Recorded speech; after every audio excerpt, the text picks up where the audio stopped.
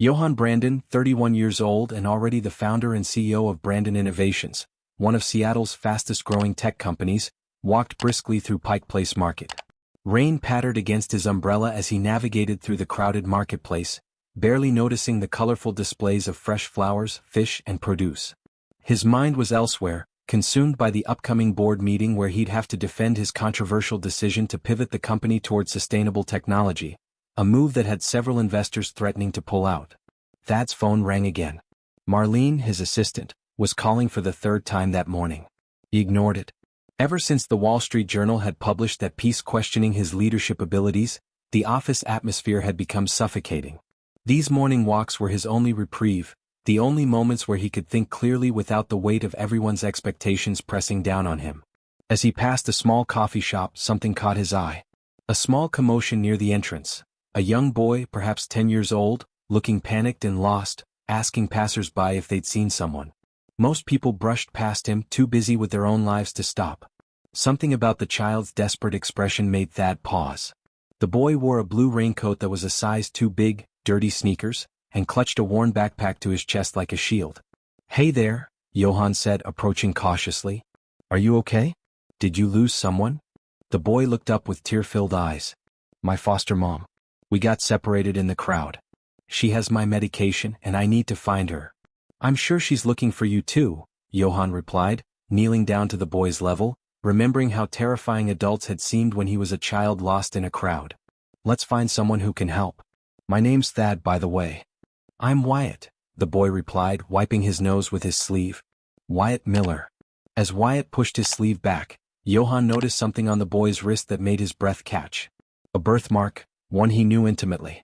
The distinctive shape resembled a crescent moon with what looked like 3 small stars beside it. Johann's hand instinctively moved to his own wrist, covered by his expensive watch and the cuff of his tailored shirt. Beneath those layers was the exact same birthmark. It couldn't be a coincidence. That birthmark was too unusual, too specific. Memories flooded back. Memories Thad had spent a fortune in therapy trying to suppress. His biological mother, barely 19 when she'd had him, giving him up for adoption. His adoptive parents, wealthy but cold, who told him when he was 16 that his mother had given birth to another child years after him. A half-brother whom she'd also given up. The revelation had sent him into a spiral of rage and resentment that had nearly destroyed him. "That's an interesting birthmark," Johann said, his voice surprisingly steady despite the earthquake happening inside him. Wyatt glanced at his wrist. "My foster mom says it looks like the night sky. I like to think it means I'm special somehow." His voice dropped to a whisper. "My real mom had the same one. That's what they told me at the group home." Johann's phone rang again. This time he answered. "Mr. Brandon, the board members are asking where you are. The meeting starts in 15 minutes, Marlene's voice was tense. "I need you to reschedule," Thad replied, still staring at Wyatt. "Something's come up." "But sir, Fisher and Jameson flew in specifically for this meeting. They've made it clear that if we delay any further—" "I don't care. Family emergency." He hung up before she could protest further. Family. The word felt strange on his tongue. Was this boy really his half-brother? The one he'd never tried to find, the one whose existence had been nothing but a painful reminder of his own abandonment? "Let's find help," Johann said to Wyatt, gesturing toward a security guard standing near the market entrance. As they walked, Thad's mind raced. If this was really his half-brother, what was he doing in foster care? What had happened to their mother? And most importantly, what was Thad supposed to do about it?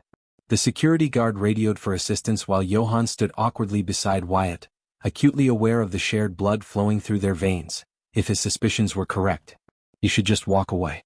This wasn't his problem. The responsible parties would find the boy's foster mother, and Thad could return to his meticulously constructed life, the life he'd built precisely to prove that being unwanted by his biological mother hadn't broken him. "Do you work around here?"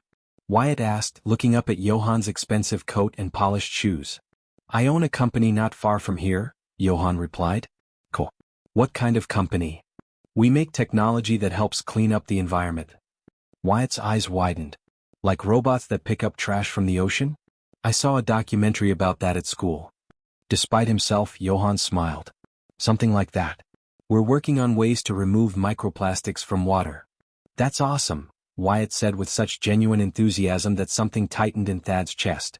When was the last time anyone had looked at him with such uncomplicated admiration? A harried-looking woman in a worn jacket came rushing toward them, relief flooding her face. Wyatt. Thank God. Ms. Winters. Wyatt ran to her and she enveloped him in a tight hug. I've been looking everywhere for you. Don't ever wander off like that again, you hear me? Despite her stern words, her voice shook with relief. I'm sorry. I thought I saw a dog that looked like Rusty from the home and I just... Wyatt trailed off. Ms. Winters noticed Johann standing there. Thank you for staying with him. I turned around for just a moment to pay for our groceries and he was gone. It was no problem, Johann replied, studying her closely. This was Wyatt's foster mother? She looked exhausted, with dark circles under her eyes and clothes that had seen better days. I'm Johann Brandon. Clara Winters, she replied, not showing any recognition at his name. Most people in Seattle business circles knew who he was. Come on, Wyatt. We need to get your medication and get back to the home. Home. Not their home. The foster home. Something twisted in Thad's stomach. Wait, he said before he could stop himself. Here's my card. If Wyatt needs anything. I'd be happy to help. He pulled out a business card and handed it to her. Clara looked suspicious but took the card. Thank you, but we're fine. As they walked away, Wyatt turned back and waved. Johann raised his hand in response, feeling as though something vital was slipping through his fingers. He pulled out his phone and called a number he hadn't dialed in years. Baxter Investigations, a gruff voice answered. This is Johann Brandon. I need you to find information on a boy named Wyatt Miller. He's in foster care somewhere in Seattle. And I need everything you can find on his biological mother. Look for a connection to the name Elena Barstow. His own mother's name felt like ash in his mouth. This about that inheritance issue from a few years back? The investigator asked. No. This is personal. As Johann walked back toward his office building, memories he'd long suppressed came rushing back.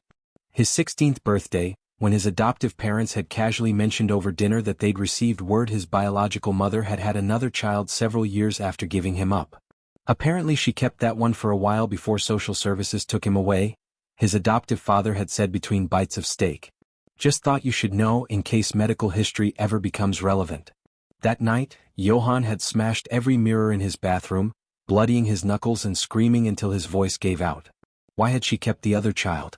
What made that baby worth keeping when Johann hadn't been? The pain and rejection had fueled his drive to succeed, to become someone so important that no one would ever abandon him again. And now that half-brother might have just walked into his life, wearing a too-big raincoat and carrying a battered backpack. A boy with the same crescent moon and stars etched into his skin. A birthmark that Johann had always hidden beneath long sleeves and expensive watches. Too intimate a connection to a woman who hadn't wanted him. As raindrops fell harder on his umbrella, Johann made a decision. He would find out the truth about Wyatt Miller.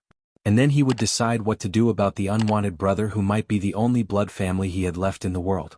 Johann paced the polished concrete floor of his penthouse apartment, phone pressed to his ear. Outside the floor-to-ceiling windows, Seattle's skyline glittered in the darkness, the Space Needle illuminated against the night sky. The rain had finally stopped, but droplets still clung to the glass, distorting the city lights into blurry constellations. I don't care what channels you have to go through, Johann said into the phone. I need that information by tomorrow morning. Mr. Brandon, accessing foster care records isn't exactly legal without proper. Then find the legal channels. Petition for access, claim you're working on behalf of a potential relative, whatever it takes. Just get it done. Johann ended the call and tossed his phone onto the sleek leather couch. 3 days had passed since his encounter with Wyatt Miller, and Johann had barely slept. The board meeting had gone disastrously. He'd been unprepared and distracted, his mind constantly returning to the boy with his birthmark. 2 major investors had pulled out, and Brandon Innovation stock had dropped 8% by closing bell. His COO Vanessa Kirby had cornered him afterward. What the hell was that? She demanded. You just flushed 6 months of preparation down the drain. Fisher is walking away with $15 million in funding that could have been ours. I'll fix it, Johann had replied, but even he didn't believe his own words. Now, as he poured himself 2 fingers of bourbon, he couldn't stop thinking about Wyatt. About the possibility that they shared the same blood. His phone buzzed with a text. Marilyn, the venture capitalist he'd been casually seeing for the past few months. He ignored it. Instead, he pulled up his sleeve and stared at his birthmark. The crescent moon, the 3 stars. His adoptive mother, Catherine, had always told him it was special, a sign that he was destined for greatness. The moon reflects light in darkness, she'd say during those rare moments of maternal warmth. And the stars guide travelers home. It had been years since he'd allowed himself to look at it, to truly acknowledge its existence on his skin. The following morning, Johann arrived at his office an hour earlier than usual, determined to make up for his recent distraction. He needed to salvage the Fisher deal before word spread throughout the tech community that Brandon Innovations was floundering. He hadn't built this company from nothing, hadn't clawed his way up from a scholarship kid at Stanford with nothing but raw ambition and intelligence, just to watch it all slip away because of some coincidence. A boy with a similar birthmark. Marlene met him at the elevator with a latte and a stack of documents. The team worked through the night to revise the sustainability proposal, she said, falling into step beside him. Vanessa thinks we can get Fisher back on board if we demonstrate the market potential more clearly. Good, Johann replied, scanning the executive summary. Schedule a call with him for this afternoon. And get me the... Mr. Brandon? A security guard approached, looking uncomfortable. There's someone in the lobby asking for you. Says her name is Clara Winters. She has a boy with her. Johann froze. Clara Winters, Wyatt's foster mother. What was she doing here? Did she say what she wants? He asked, trying to keep his voice neutral. Just that she needs to speak with you regarding a personal matter. Johann looked at Marlene, who was already rescheduling his morning. Send them to my office, he said to the guard. And bring them some breakfast. The good stuff from the executive dining room, not the cafeteria. 10 minutes later, Clara Winters and Wyatt Miller sat awkwardly on the edge of the designer chairs in Johann's corner office. Wyatt's eyes were wide as he took in the view, the sleek furnishings, the massive desk with 3 computer monitors. This is awesome, the boy whispered, his fingers running along the edge of the chair's leather armrest. Clara looked less impressed. She sat rigidly, hands clasped in her lap, expression guarded. Thank you for seeing us, Mr. Brandon. Please call me Johann. He sat not behind his desk but in the chair beside Wyatt, trying to appear less intimidating. What can I do for you? Clara glanced at Wyatt, then back at Johann. After you gave me your card, I did some research on you. You're quite prominent in the business world. Johann nodded, waiting. I'm not sure how to say this, but... She took a deep breath. Wyatt showed me his birthmark after we left you. He said you'd noticed it, and something about the way you looked at him. I've worked in the foster system for 15 years, Mr. Brandon. I know when someone recognizes a child. The implication hung in the air between them. Johann felt his pulse quicken. I don't understand what you're suggesting. I think you do. Clara's eyes were shrewd, assessing. I think you might be related to Wyatt. And I think you know it. Can I see your computers? Wyatt asked, oblivious to the tension, pointing at Johann's elaborate workstation. In a minute, Johann said gently before turning back to Clara. What makes you think I'm related to him? Clara reached into her purse and pulled out a worn envelope. Wyatt came into the system when he was 6. His mother, Elena, was deemed unfit due to substance abuse issues. Before she lost custody, she gave the social worker this. She handed the envelope to Johann. It's for Wyatt when he's older. I've never opened it, but she mentioned that Wyatt had a half-brother somewhere. Said they shared the same mark. Johann stared at the envelope, his name, Elena Barstow, scrawled across the front in handwriting he didn't recognize. The room seemed to tilt slightly. I don't know if... Johann struggled to find words. You don't have to say anything now, Clara said, her voice softening slightly. But I thought you should know. Wyatt's been in 4 different foster homes in the past 4 years. The last family was going to adopt him, but then the father lost his job and they couldn't afford another child. He's a good kid who's had some tough breaks. Johann looked at Wyatt, who was now spinning slowly in one of the office chairs, seemingly unaware of the weight of the conversation happening a few feet away. What happened to Elena? Johann asked quietly. She died last year. Overdose. Clara's voice was matter-of-fact but not unkind. She tried to get clean several times for Wyatt's sake. It just never stuck. A knock at the door interrupted them. Marlene poked her head in. Sorry to interrupt, but Fisher's assistant called. He can meet at 2 instead of 4 if that works better. It's fine, Johann said, distracted. Tell him 2 is perfect. After Marlene left, Clara stood. We should go. I've taken up enough of your time. No, wait. Johann stood too, suddenly panicked at the thought of them leaving. Have you had breakfast? I asked them to bring something up. As if on cue, A young assistant appeared with a cart laden with pastries, fruit, yogurt, and juice. Wyatt's eyes widened. "Whoa," he breathed. "Is that all for us?" "Help yourself," Johann said, grateful for the momentary reprieve from the conversation. While Wyatt loaded a plate with croissants and berries, Johann turned back to Clara. "I need time to process this," he said quietly. "But if what you're suggesting is true, I'd like to get to know him." Clara studied him as if trying to determine his intentions. Wyatt's been disappointed by a lot of adults in his life.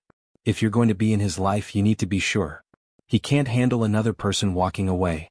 Johann nodded, understanding the weight of her words. "I know." While they ate, Johann showed Wyatt his computer setup, explaining in simple terms the environmental monitoring software his company was developing. The boy was surprisingly perceptive, asking questions that showed genuine understanding. "So you can see where all the pollution is and then figure out how to clean it up?" Wyatt asked, eyes wide with interest. "That's the goal," Johann replied. "Right now we're focusing on water pollution, but eventually we want to expand to air quality monitoring too." "That's so cool.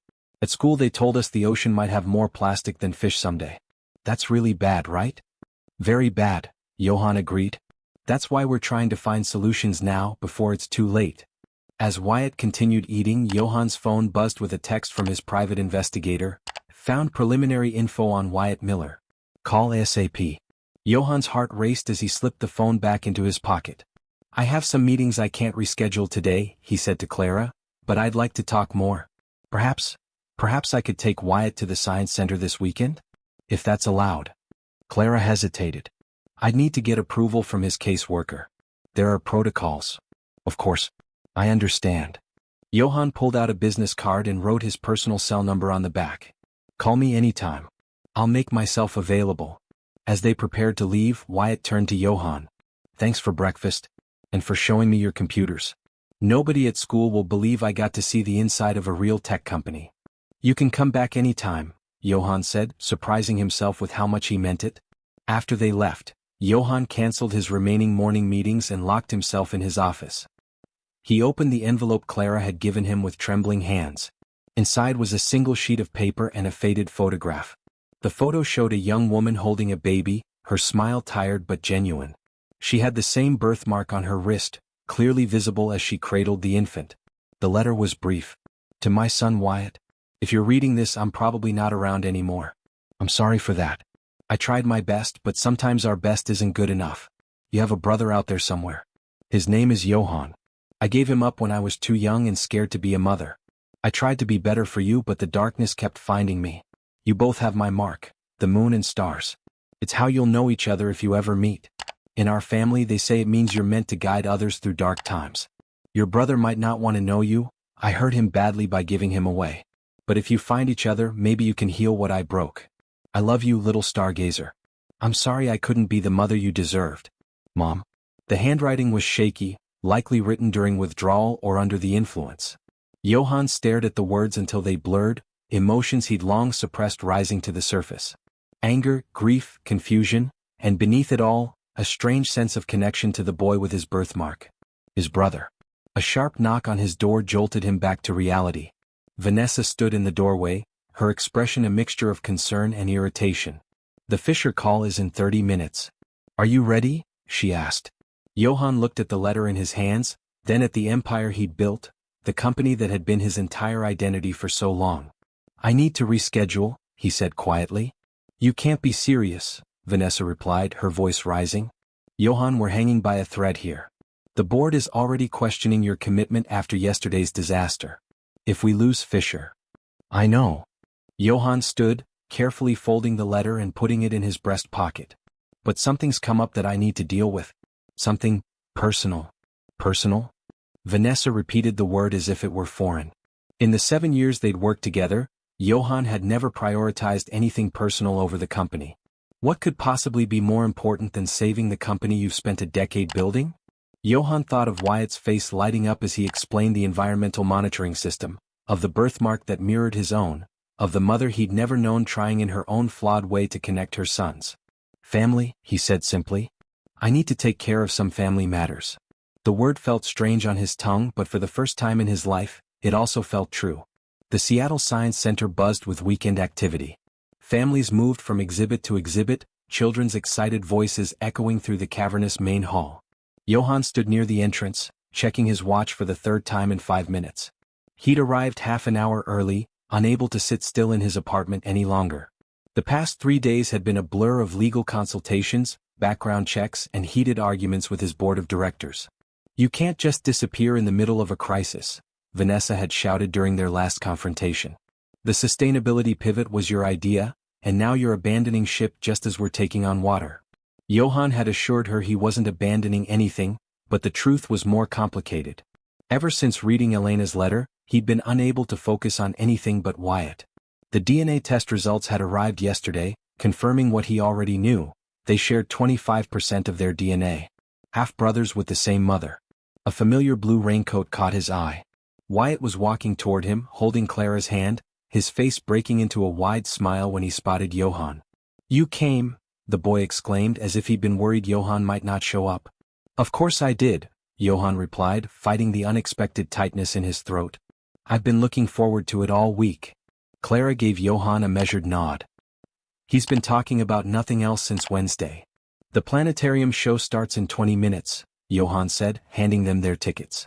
"I thought we could see that first and then check out the special exhibit on ocean conservation." "Cool." Wyatt bounced on his toes. "Do they have real sharks?" "No sharks, but they have a pretty impressive model of the Puget Sound ecosystem." As they made their way through the exhibits, Johann found himself relaxing for the first time in days. Wyatt asked intelligent questions about everything they saw, his enthusiasm infectious. At the interactive display about microplastics, Johann explained how his company was developing new filtration systems. "So you're like saving the ocean for real?" Wyatt asked, eyes wide. "Trying to," Johann replied. "It's complicated, but that's the goal." Clara hung back slightly, giving them space while keeping a watchful eye. During a moment when Wyatt was engrossed in an exhibit about tidal forces, she approached Johann. "His caseworker wanted me to ask about your intentions," she said directly. "If you're serious about being in Wyatt's life, there are options. Regular visitation, partial guardianship, even adoption.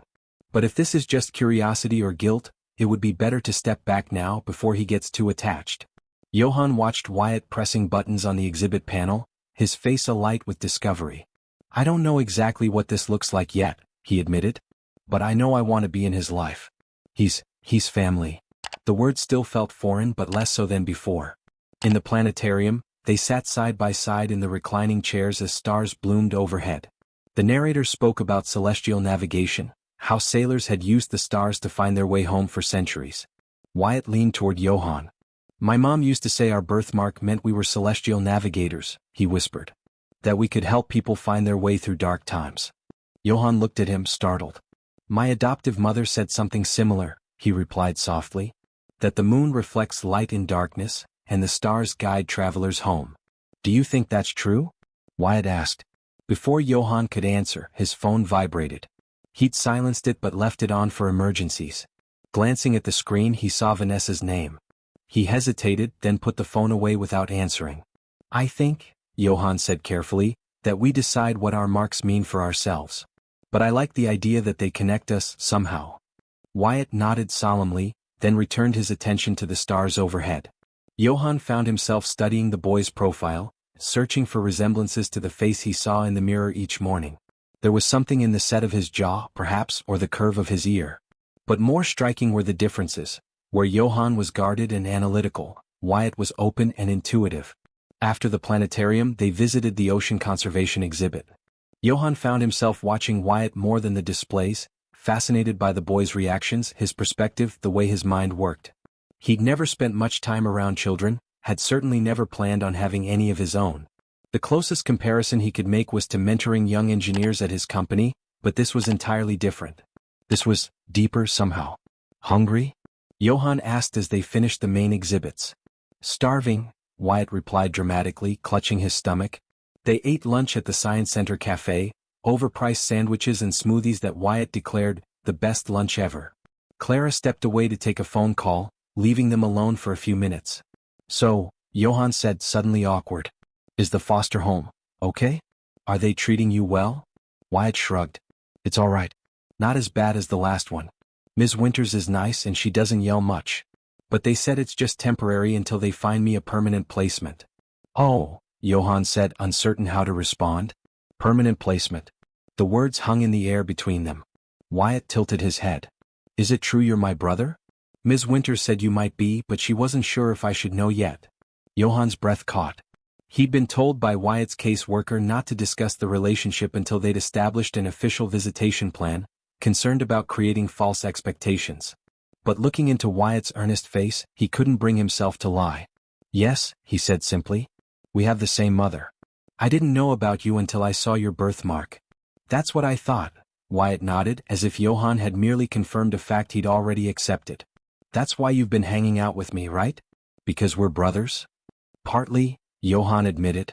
At first I was just curious, but now I'm getting to know you and you're a pretty great kid, Wyatt. Wyatt beamed. You're pretty cool too. For a grown-up. Clara returned, giving Johann a questioning look when she noticed Wyatt's excited expression. Everything okay here? Johann's teaching me about microplastic filtration systems, Wyatt declared. Did you know that his company is making special robots that can clean the ocean? Is that so? Clara replied, playing along. After lunch, they explored the remaining exhibits. As the afternoon wound down, Wyatt's energy began to flag. By the time they reached the gift shop, Johann had promised Wyatt could pick out one item. The boy was leaning against Johann's side, half asleep on his feet. I think someone's had enough science for one day, Clara observed. Just one more thing, Wyatt insisted, rallying enough to choose a model solar system kit that glowed in the dark. Outside, as they prepared to say goodbye, Johann's phone rang again. Vanessa. Again. This time he knew he couldn't ignore it. I'm sorry I have to take this, he said, stepping away from Clara and Wyatt. Hello. Fisher pulled out completely, Vanessa said without preamble. And he took Westridge Investments with him. We just lost $30 million in funding. The board is calling an emergency meeting tomorrow morning. They're talking about voting you out, Johann? His stomach dropped. That's not possible. I'm the majority shareholder. Not anymore. Hammond convinced 3 of the other investors to pool their shares with his. They have 52% combined. I've been trying to reach you all day to warn you. Johann looked over at Wyatt, who was showing Clara his new solar system kit, his face animated despite his exhaustion. I'll be there in an hour, he said. Ending the call, he walked back to Clara and Wyatt, his mind racing. Everything he'd built was on the verge of collapse. The company he'd poured his life into for the past decade, the vision he'd fought so hard to realize, all of it hanging by a thread because he'd been distracted by a personal matter. By family. I have to go, he told them. There's an emergency at work. Wyatt's face fell. Oh. I thought maybe we could set up the solar system kit together. Another time, Johann promised, hating himself for the disappointment in the boy's eyes. I'll call you tomorrow, okay? Maybe we can do something next weekend. As Clara led Wyatt away, the boy turned back and waved. Johann waved back, then immediately called for his driver, his mind already shifting to damage control. He'd have to work through the night to prepare for the board meeting, call in every favor, remind everyone why Brandon Innovations needed him at the helm. By midnight, Johann was still in his office, surrounded by financial reports and market projections. Vanessa had stayed too, her earlier anger fading into grim determination as they strategized. Around 2 a.m. as they finalized their presentation for the morning meeting, she poured them each a generous whiskey. Can I ask you something? She said, perching on the edge of his desk. What's going on with you? And don't say nothing, or family matters. We've worked together for 7 years, and I've never seen you distracted like this. Johann sighed, too exhausted to maintain his usual barriers. I found out I have a half-brother. A 10-year-old boy in foster care. We share the same birthmark. Vanessa blinked, clearly not expecting that answer. Wow, that's unexpected. For me too. Johann took a long sip of whiskey, letting the burn ground him. His name is Wyatt. He's brilliant, curious, full of life. Our mother gave me up for adoption but kept him, until she lost custody due to addiction issues. She died last year. I'm sorry, Vanessa said and seemed to mean it. So what now? Are you thinking of taking him in? The question caught Johann off guard. He'd been so focused on confirming their relationship, on getting to know Wyatt, that he hadn't fully considered the logical next step. Custody. Adoption. Becoming responsible for another human being. I don't know, he admitted. I've barely had time to process any of this. Well, I suppose it wouldn't be the worst thing in the world, Vanessa mused. Plenty of successful people raise children. Johann gave her a wry look. We work 80-hour weeks. I live in an ultra-modern penthouse with glass stairs and no safety railings. I don't know the first thing about raising a child. Fair points, she conceded. But people adapt. Anyway, first things first. Let's make sure you still have a company tomorrow. The board meeting the next morning was brutal. Hammond, leading the faction against Johann, laid out a relentless case for new leadership, citing the recent investment losses and what he called erratic decision-making. Johann defended his record and his vision fiercely, reminding them that he'd navigated the company through 2 previous market downturns. The sustainability pivot isn't just ethical, it's smart business, he argued.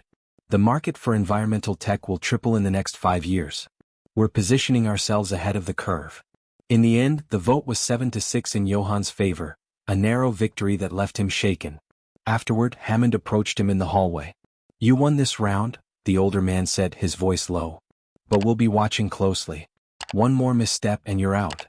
Johann nodded, understanding the precarious nature of his position. As the board members dispersed, he checked his phone. 3 missed calls from Clara Winters.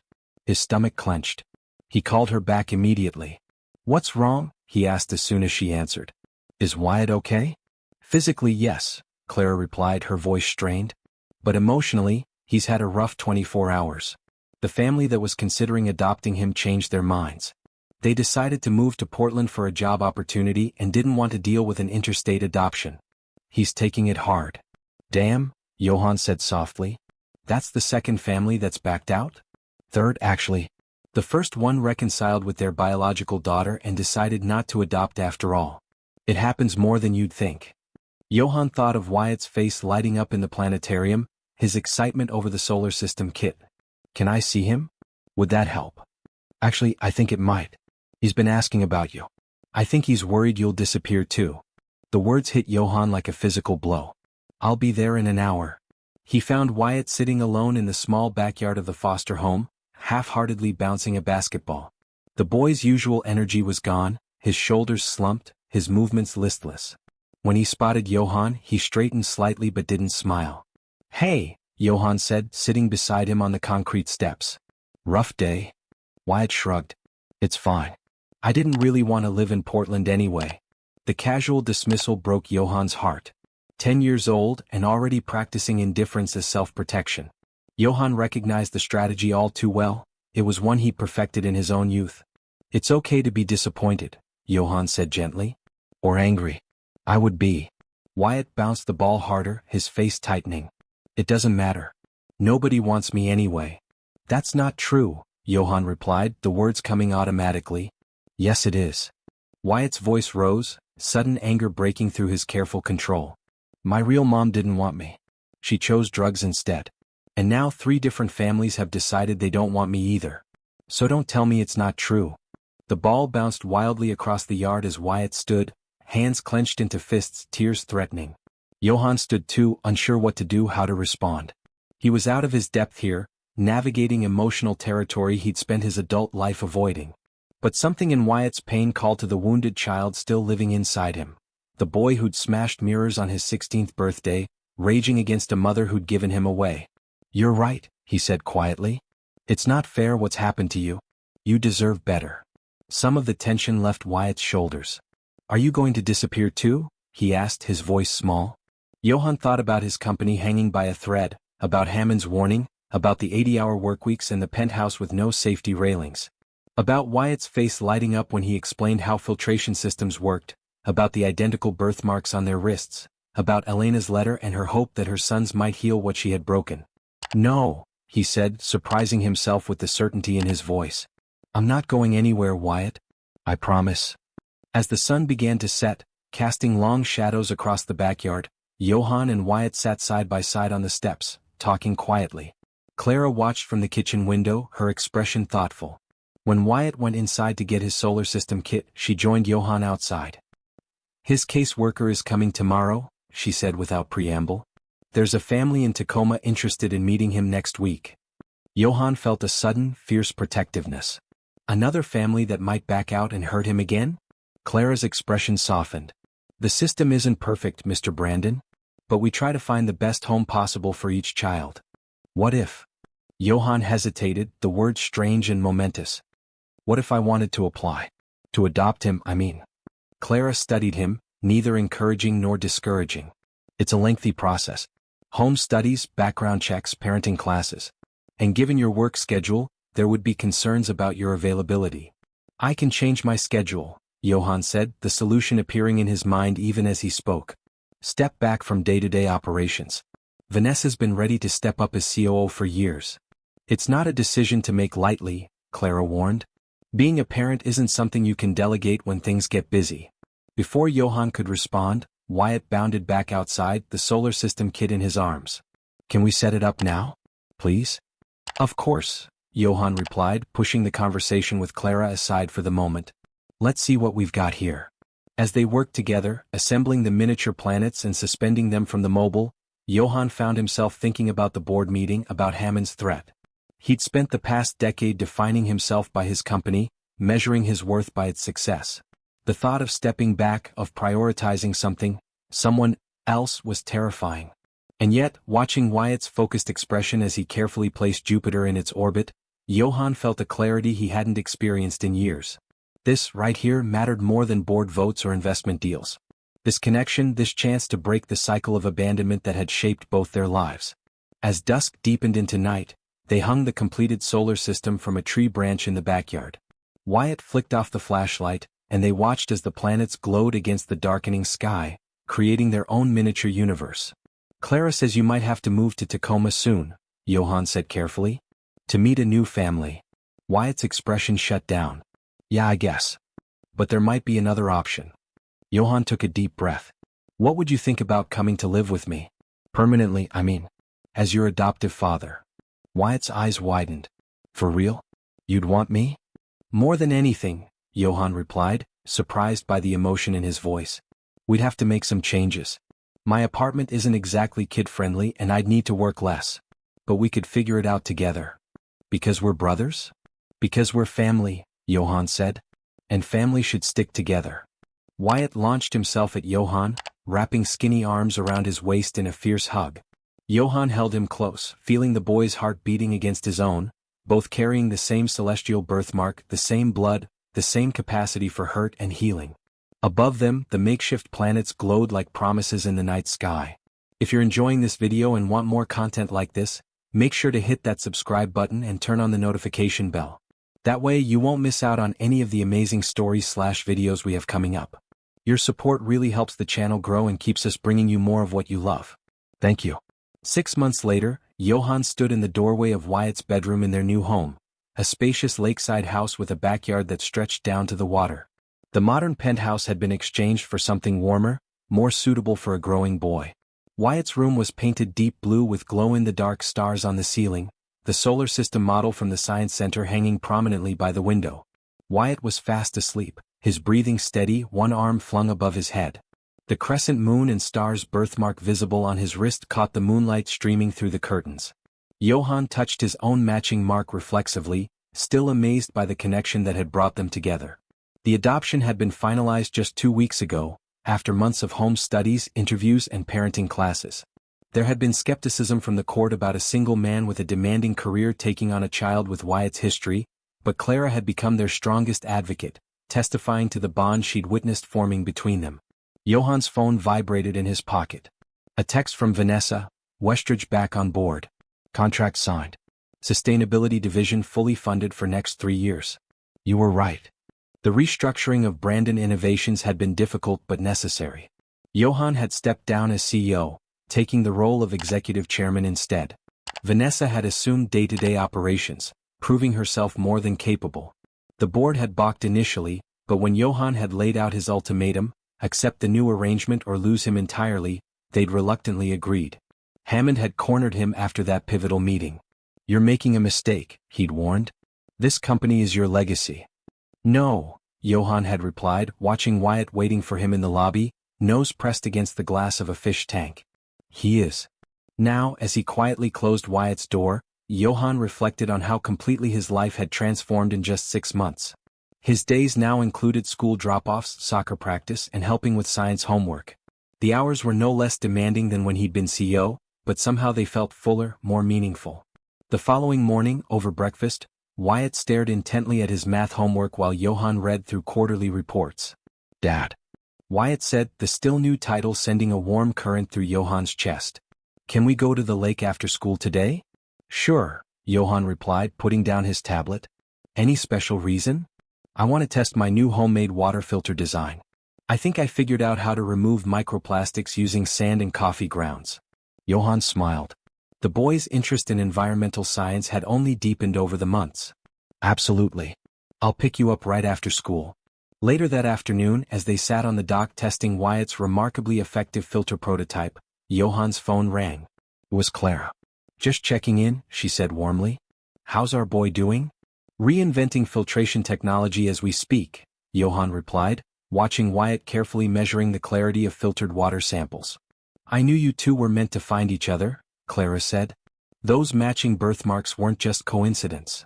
"I used to think they were just random patterns," Johann admitted. "Now I'm not so sure." After saying goodbye to Clara, Johann joined Wyatt at the edge of the dock. The setting sun painted the lake in shades of gold and amber, reflecting off the water like scattered coins. "My filter works," Wyatt announced proudly. "Look how clear the water is now." "That's impressive," Johann said, genuinely amazed by the boy's ingenuity. "You know, the R&D team at Brandon Innovations might be interested in your design." Wyatt beamed. "Really? Like for the real cleaning robots?" "Absolutely. Good ideas can come from anywhere. Sometimes the best ones come from people who see the world differently than everyone else." As they sat with their feet dangling in the cool water, Johann thought about the path that had led him here. The chance encounter at Pike Place Market, the shared birthmark that had caught his eye, the letter from a mother he'd never known, trying in her flawed way to connect her sons. "I'm glad you found me," Wyatt said suddenly, as if reading his thoughts. "I'm glad you found me too," Johann replied, putting his arm around the boy's shoulders. "Do you ever wonder if Mom somehow knew we'd find each other? Because of the birthmarks." Johann looked at his wrist, at the crescent moon and stars that had once seemed like a burden to hide, now revealed as a gift. "I don't know. But I like to think she did." That night, after Wyatt had gone to bed, Johann sat on the porch overlooking the lake. The moon hung low over the water, its reflection creating a shimmering path across the surface. His phone chimed with an email. The Brandon Innovation stock had hit an all-time high following the announcement of their new sustainable technology partnership. Once, that news would have been everything to him. Now, it was just one good thing in a life suddenly rich with meaning. His true wealth wasn't measured in stock options or board seats, but in a boy's laughter, in science projects on the kitchen table, in the healing of old wounds. Johann touched the birthmark on his wrist and looked up at the stars scattered across the night sky like guideposts. He thought of what his adoptive mother had told him long ago, that the moon reflects light in darkness, and the stars guide travelers home. For the first time in his life, Johann Brandon felt like he had truly found his way home. Sometimes the most valuable treasures aren't the ones we pursue, but the ones that find us when we least expect them. And sometimes the most important connections aren't forged in boardrooms or business deals, but in the silent recognition of something shared, a birthmark, a history, a future. In the end, success isn't measured by what we accomplish alone, but by whom we choose to bring along on our journey, and how we help each other navigate through both darkness and light. If you enjoyed this video, please don't forget to like, comment, and share it with others who might appreciate this story. You can also support our channel through Super Thanks on YouTube. Every contribution helps us create more meaningful content like this. What was your favorite part of Johann and Wyatt's journey? Let us know in the comments below.